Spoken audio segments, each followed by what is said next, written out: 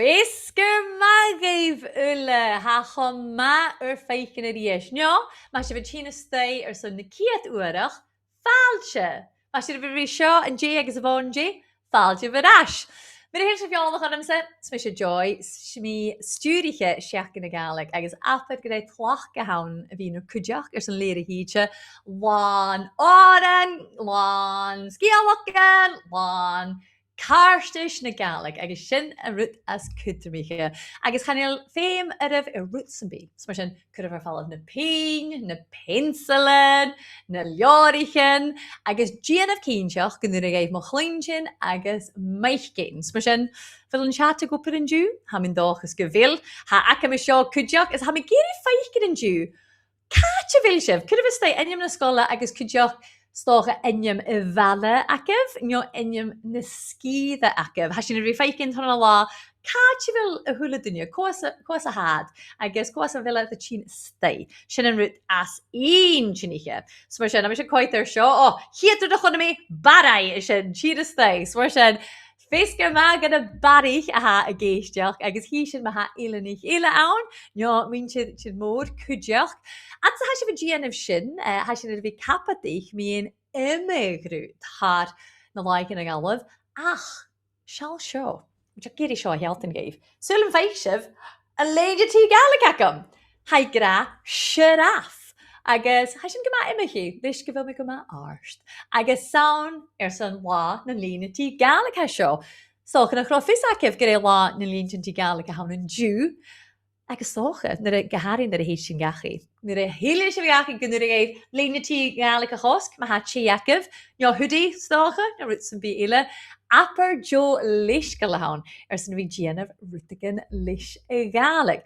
Agus a sin yn coni gyma un chynel, cham eisiau ffyrach ein, sy'n jo leis gael a hawn, rwtigan a fanach gianaf. Agus, at sa eisiau cwrdd ffysig agos taig yn chat, fwy meddwl un sy'n gael rwtig a fanach mi ein, Cheilteach na'n cànain Cheilteach. Fe sin a gra yn dé, gyfil Gàidhlig na halopa, Gàidhlig na héram, agus Gàidhlig ilan fannin un tŵf, mar ho oichen. A cha tŵf ile dyn Cheilteach awn, agus iat san ule a brin cànain Cheilteach, a ha gyma coddoch ri chéile, ach co iat. Wel, ha cymrish gabrian awn sa chymri. Sin a chan a ha achgus yn sin. A chymrish. Ha cuideach cornish gabrian awn sa chorn. Sin ache hies an yn sasing, tŵf I jes hasing. Agus cuideach ha sa brian bretanish awn sa vreting vic. Sin breton, agus ha sin awn sy'n rang. So mar sin heitich na cymrich, mwynsi'r chorn, agus cuideach mwynsi'r na bretin na bica, ule brian ri chéile as na cànain Cheilteach ach againn agus gaien tuk sin. Nachil shit ein sinach a charsten. Uafsach ma. Agus am smúneach ag in nisig gybochor gain miorach ag yr sin.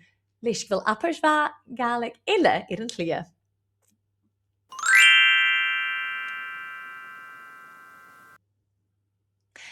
Agus Jamie ein, appers de dhéanamh, appers ionnsachadh ag ha chaninsa gymafricadach san an láin dú. Hallasam mar a haif ar a bhfuil síomse, ach hai fuar an seo an an glasachu. Gyderaf hai ha fuar rís a fhuinnsean. Sin dói bha son rag bhil rútagan uafasach héin fuar.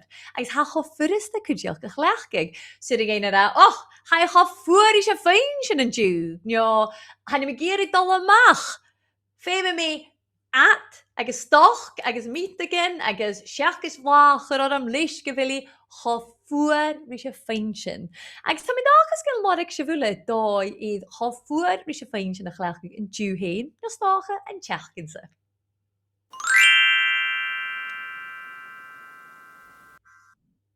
Ní sé mar ha méid a bhí gra gachwa, imigtar is gachwa, sé cleachgi nio caili yn cwsbyr a ha acinne.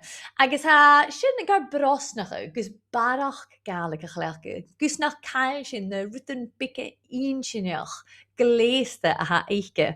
Agus gachwa yn teachgin kan ich sin ri sgoilearan a ha gymacolach reifse. Agus iad a fiach yn Gàidhlig a chleachgi na behan an laichel an an dói yn sórichte. Yn dú, Tadhlaidh sin sgoilearan Bhunsgoil Chondorrait. Sin ha sin an cumar na nát an lawnrige tua, sin an scíre far a bhilad, an lawnrige tua feisceir glasachú. Agus colach raibhse as an sgoileachchasan, ha cuite sgoilearan an a ha fílante an Gàidhlig, a ha cuiteile an ag na chilach bicin Gàidhlig. Agus nach eich sin mar a chleachchas at ule a Gàidhlig, goláichil is a sgoileachcha.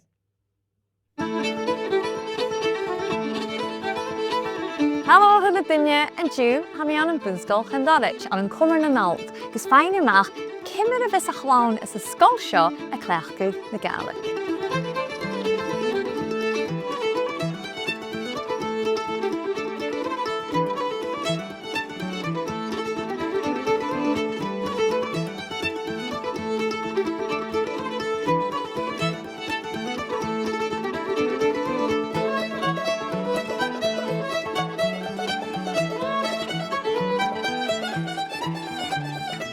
Ha síomh se ule ag bhór seo san uver go mac cuideachd. Dé bheith si bh déanam? Tá sin ag gobal in dúine náspéice agus a léidigú agus a gobal. So ma ha leorachge agus tófannach buach cínteach mna faclan bús an cuideachú. Bhí me a spéilegat le fatan agus a cuideachd is sin an bhar. Agus sin nuú na hástal go cóig cineo sia? Cóig is sin. Má hín. Éis gacah? Ba féil? Gàidhlig? So dé sin na gra? Sí. Sin gléwa? So you don't speak Gaelic, Caddis, but you've maybe heard people speaking Gaelic in the school, is that right? Yes, my fake cousin, what we call her cousin, she is in a Gaelic class. And does that mean that you sometimes learn words from her and hear her speaking Gaelic? Yeah. I can speak to people with different languages. What cannot speak English, I can speak Gaelic to them. And if they don't speak Gaelic, I can teach them to speak Gaelic. It's quite fun. Yeah. Richard Mar, has she find tall opportunities, has she Celtic connections. Here Monday last seachting, agus bheith sin rivisach spórsa agus hat tar opportunities a bheith sin chaneal iad san an cláisiseach a fáin agus haidíadach ha sin ounce a Gaelic agus ha sin a fáin sin. Agus an Tadhlaidh a Gaelic? Yeah. Stel go bhór? Stel? Yeah, is tal.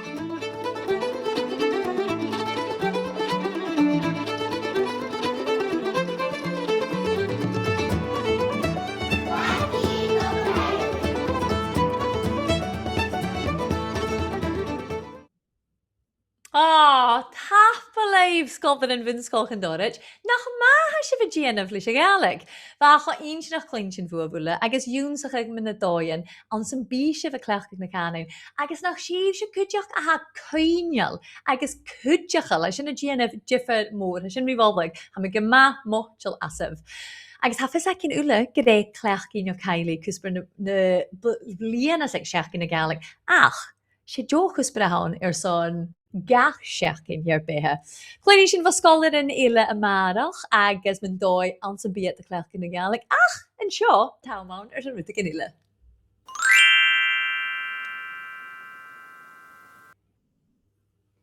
Agus mar a hafas acibh gachhá bí sin na ionnsachadh òran cóba agus sfír halumsa a bhí a séin an Gàidhlig. Ha chomá do gu a hógal garí li dúne ile is a chlas.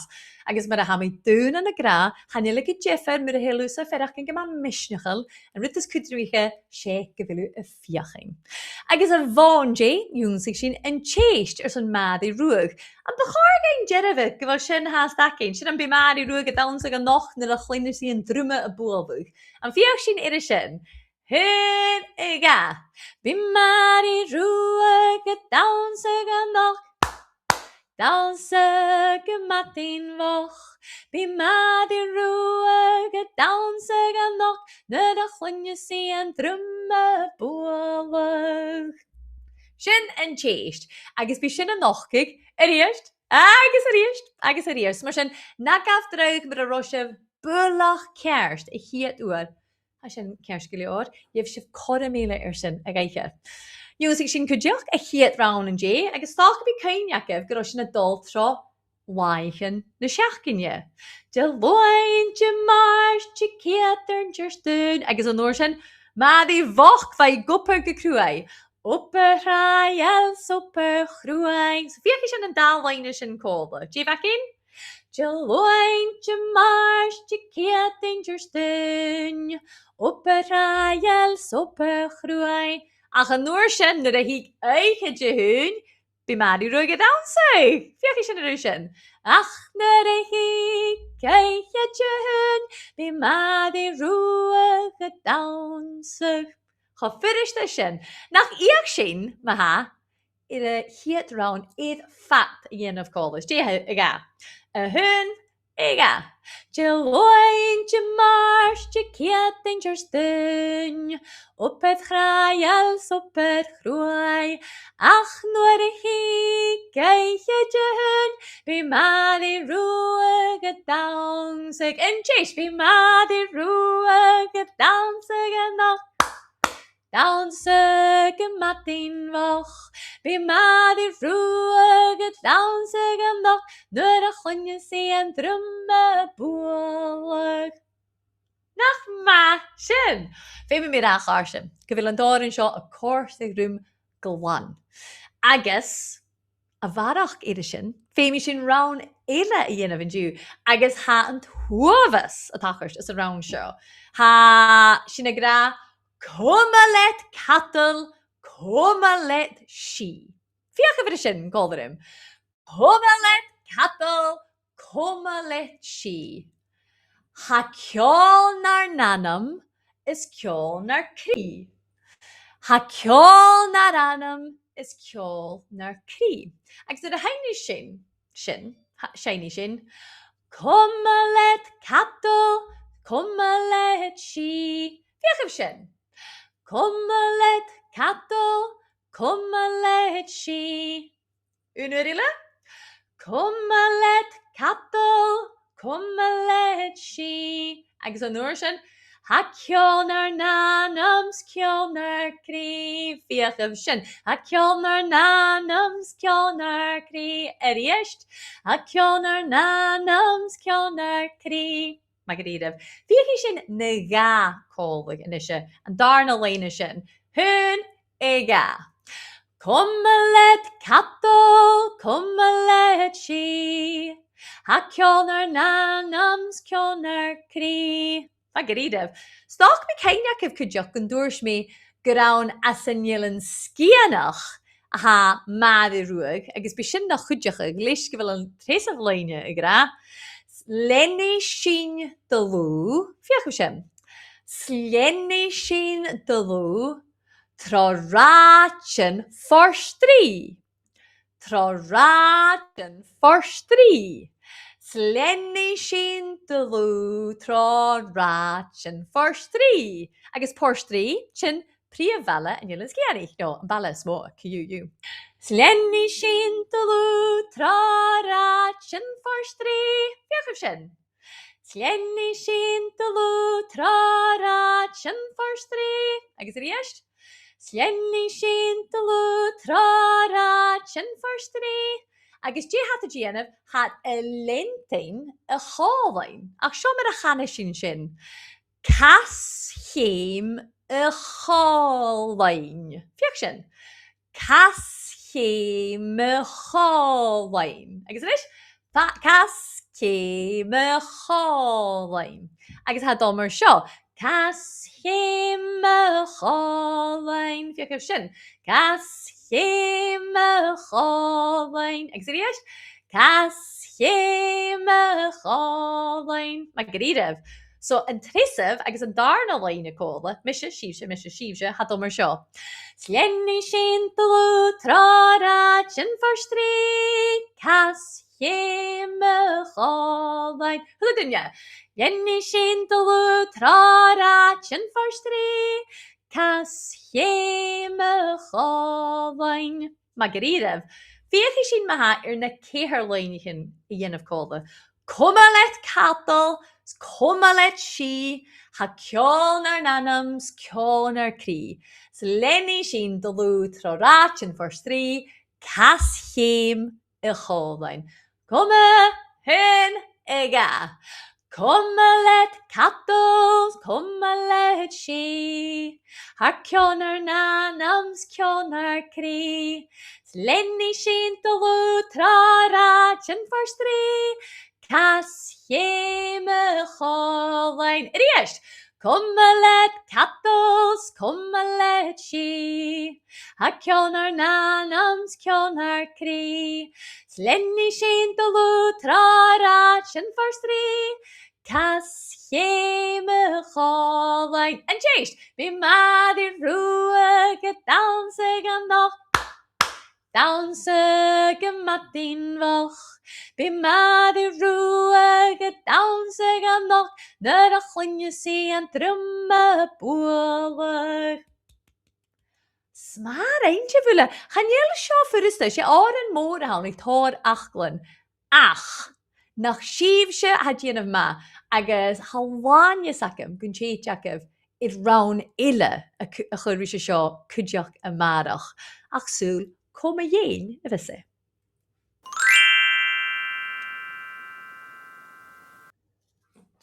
Agus arische. Hafis akef, gybi cwtchigan a china cheiliorn, gachwa, gus brin min a doin an sy'n clechgyd hen I Gàidhlig na'n behan yn laichel. Agus yn diw, ha Kit Rodman-Orr I rioch.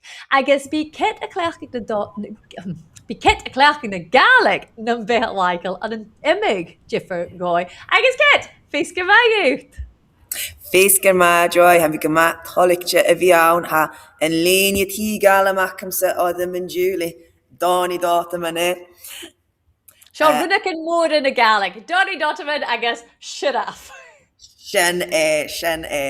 Agus a meise an an diú asa-san bhí a gíse gaibh rutbig me dhéin in nuiritin ha meise a dhéanamh ann na Gàidhlig. Gleba. Agus Kit, ha mis go mai jóla horst. Ach ha mi céintach go bí cútsin a scolar yn againn an clas a céir a cóig a sia agus a seach nach chéil. So mar sin an siú gain an dóiseach bícin mit a dhéin hén. Well, ha meise a gopur an an tuaimh na beirla agus tuaimh na Gàidhlig ha mi a céimh tóir jiffer atan náam a bheith ha mi dhéanamh jiffer obricin gopur colarí clonne agus a gopur mar chluisiige ach in at a searlim sé in sé na haun seo athircis, seo a gobad mar neach circus. So seo farin bí mi a gobad an an páislig, an an circus choirs nach páislig, agus bí sin the classicin tro bhíon na beirla, agus tro bhíon na Gàidhlig. Cuideachd a tegus jeffer skillin hircis. Agus stácha go bí cúteán Kit, agus nach rá fesach go itse gur a léhéis sé rutáí circus Gàidhlig. Ach ha, agus bha mis ann a tuilláist, o chun daflíon a hrúneach gur san seachci na Gàidhlig. Agus ba sin éiad na fáineach an móra, ba sin thuas go háirtíir sin, a féinim gur pís an móra síta ann, silks, as a bheirla. Ha úsa déanamh a thularút an clésach gur fat a ha ceilteach sin an Gàidhlig. Is ha lisaran acu na chéil déanamh sin. A go jeffinne ha sin fí, so bhí sin a tegus a clas circus Gàidhlig acinne a thuladónic nó lá na sabis. Ach san seach na Gàidhlig ha sin a dhéanamh rit sáiricte, ha sin a dul dhéanamh san a chiad turas bu obrach an an trapeze scé, nó flying trapeze. Agus ha mis mention gibel atsin a ga hasdown san dúine a ha undiag nó na sinne na seo. So ma chanje joy ma is a undiag agus ochdiag blian agus ha atsin a ga hasdown agus ha seo ri ein larach lín seach na Gàidhlig an takartas am. So yeah, bí sin a dhéanamh a thula sían an seo bí sin a dhéanamh juggling, castrafach an na Gàidhlig, bí sin a dhéanamh trapeze, bí sin a dhéanamh rocket seán agus trampolin cuideachd. Or ha meise sin bheith ma ha rutagan a cáiste grut, ba cóirgit a bhí ga dhéanamh sa Gàidhlig. Ha mi gynntach y gymor, ha mo chri a bristio na chwrdd o tîn lan y sabaj, agus mi fata ro hyn. Ach, ha colach gyfel tîn of immigrant mirflach Kit, agus ha mi cyntiach mar sin gyda ceisgar of ys sio gwth. Ach, Déireadh sear réinú riamh lí sé Gàidhlig. Thula turas ha faineach sin orm joy ha mé ddíachas mun sin a thuúlaad a ha mí a dhéanamh an ruta searlam. Stolam go mód a bhí dul isteach an na scoilteann agus a gopur cóladéimhse a ha an seo as déanamh emigrant spórsal. Bha clán an seo in dé bha rosníth agus los primary agus bha sin a dhéanamh táirt an trabhína Gàidhlig. Ach rása an ruta searlam is chaimí cólaí áthaid glasachu agus ceolalas go an sealan uist son trí seacanan agus bha sin ar bogag as a choir snach agus bha sin díreach a cabdích agus bhain tar scéalachan ban na sean duine bha ann agus bha sin a bécrach sconicin agus i gíce sconicin bha sin a card a grim féime mé adjacig agus a claic ceol agus díreach a dhéanamh a thulasíon tra bhí na Gàidhlig leis na duine a bha gotur an sas as a choir snach agus gotur bio an na Gàidhlig agus bha sin a rit a sear a réon mídíomh a thuh na Gàidhlig chamas mun sin. Ba mé fiachan í feichen sin a bhfuil duine sa bíacéad an seo bhó uist ach féimi na scoilearan an haon sméite cha mí smúideach a gléisteach mé gléiste lua go leorgus an lorach an drás a héin nach mácan de chóirsteút a bhí a measc dúine agus a déanamh rit na Gàidhlig agus bhí giche scáiríchen chaile le béta gur is sin. Ach a bhfuil ús a bheirach cin Kit, gnuring gut rút san bí le Gàidhlig i dhéanamh can an takeí rit an beorla. A bh rút san bí anna chanig chaú go sin dhéanamh an Gàidhlig. Chanil ichir agus ungin rit an searlim sa snobra hacabsa skitric bí me féin chom bhí gopur cóirí duine éile ige bhéil Gàidhlig. Agus fiúsce tá sin stoch go bí sin gopur a project beorla, stoch go bí sin a gopur a rút theater a ha takar sa beorla, ach bí sinne hast a cabadích de chéile an na Gàidhlig agus hasin a cóirtaú go mór, ma ha rút gan a dal ba chóirgit ga dhéanamh an na Gàidhlig choramán Gàidhlig a chuideach an áte sa bút. Well ha mé gúntacha go mór, ha mé ar an nún rah rí Kit lécín. Nise, seo céiste fes mé cuidir a thula duine hatólórn ar seachcin na Gàidhlig. Déan nachcail Gàidhlig i Charlotte agus chusan a hall déal ar an nachcail sin. Tá sin sé chéist dudh éile a há seo or ha mé há mesil ar faclan ach an dú am dul thug am facail neánach a neánach a céalachaigh anasach neo amach as an ábhaist agus ha mé smún sin an beach detáirgéine sé sarcas ungenerit an ha mach as an ábhaist si car an neánach a hán agus mar sin ungene na faclan na searlam sé ha seo neánach. Ha go bladan na do bhíal a bhí garán neánach a cha mis smúide go bhfuil sarcas íongantach seach neánach. Agus stop unvinit ar acla cin Kit. Smar sin, bh cóirlis an bíacad gan na scoilearan acin an clásicin a céthir go seach a ha géirí stol go barrachd Gàidhlig a chléach go Gàidhlig a chléach gan an dóid cànain idir jabhaigte. Go Jeffin se sena trí písan cáirle hacha mar an duine san bí. Sa ciad vís na bí hanneam mé géirí go bí éigeláist a thuh merachcin. Ba chóirgit díreach a bhís mun sin ha ceirceár American íana bhar sin mar a ha giúnsaigh. Is a dàrna pís cáirle Fáiceadh. Fáiceadh agus fiach an bí a bríon raibh an na Gàidhlig or sin an dóid a sear a bhí giúnsaigh. Agus a cumul suas na Gàidhlig a cumul a déanamh na clacian na habits mar a chanas sa bheorla agus ma ha bríon ris an duine a thula turas an sa Gàidhlig. Bhí sin díreach a cànain na haisih a clacaigh cacna chéile agus tresih pís cáirle agus mis mun sin stoch an písas cuideachd dían na rutain a ha a cháirste crut héin. Ha mé a dullécht trí pís an gáirle uavasach héin frickerach agus cuideachd sin. Míle thankit, bhhelam go bur captaí grút fatan lá ach agus a cháirste ha iscin de chóirsteú a bhí cleinte minute imig dóid a Kit a chléach na Gàidhlig. Ach go bhí áisteach ha farpis chéist a fé Bhòrd agus féimi sin a bhí skipalta. Jerry Kit!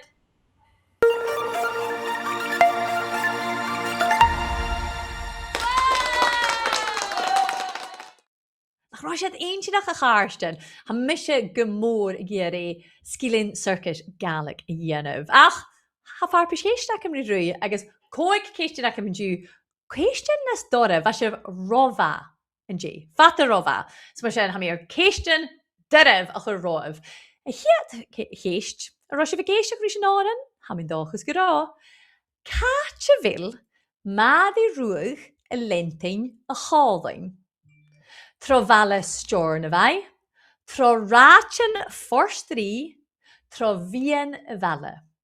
Tro bhela Chondorrait, tro ráin forstrí, nio tro bhíon a bhela. Cuiridh fricars down an drás dheidhinn.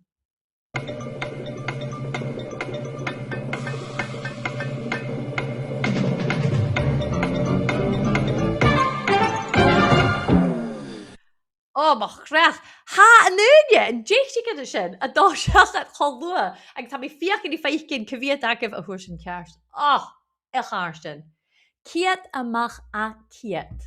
Thula clas. Thula den Jacob, bha sé bh géisteach rís an òran. Lenny sin dlú tro ráin forstrí. Smar ein sef gléfa. Dach bhfuil an chéasa gotá, rutbeig na stóra. Cáte bhil Bhunsgoil Chondorrait. A bhili an an Gheill, a bhili ans na hillan siar, a bhili an an launrig a tua. An an Gheill, ans na hillan an siar, nio an an launrig a tua, Cuiridh stay or fricart an drasta.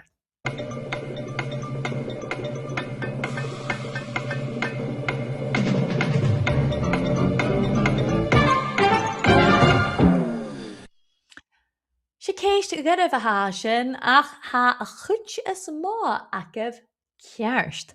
Ha Bhunsgoil Chondorrait ánan launrig a tua. Agus sin scíide a ha fasc iad glasachu. Bhunsgoil Chondorrait ánan balla iad a bhil Chondorrait a fasc iad cumar na nalt. Sin far a bhil Bhunsgoil Chondorrait. But sin má a háir sin. A ro sé bh géisteach ag táiseach a bhrút. Stoch go rá, agus nan rá, bí fes agah ar an apar seo. Cuid críach ar apart an lágin. Cha fuar rís... Jé. Cha fuar rís a gréin. Cha fuar rís a phuinnsean. Ja, cha fuar rís a nuisce. Rís a gréin, rís a phuinnsean, rís a nuisce. Cuiridh fricars a stay a drás dheidhinn.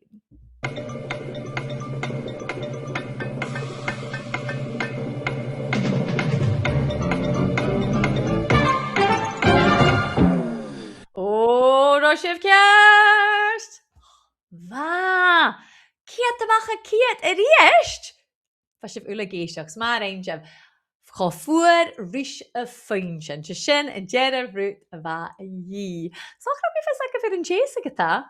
Jén a cànain ile a ha iad mír ile cruamh nan cànain Cheilteach. Céine agah ba sinne úntaobh, sinne Gàidhlige agus mananis. In an túbhéile, Jén a cànain a haun. Cymris, Cornish agus Britainish. Nio, Spanish, Sheenish agus Italchish. Nio, Japanish, Polanish agus Latin. Jén a trí a haun. Cymris, Cornish, Britainish. Nio, Spanish, Sheenish, Italchish. Nio, Japanish, Polanish, Latin. Cuiridh sin stay an drás dheidhinn.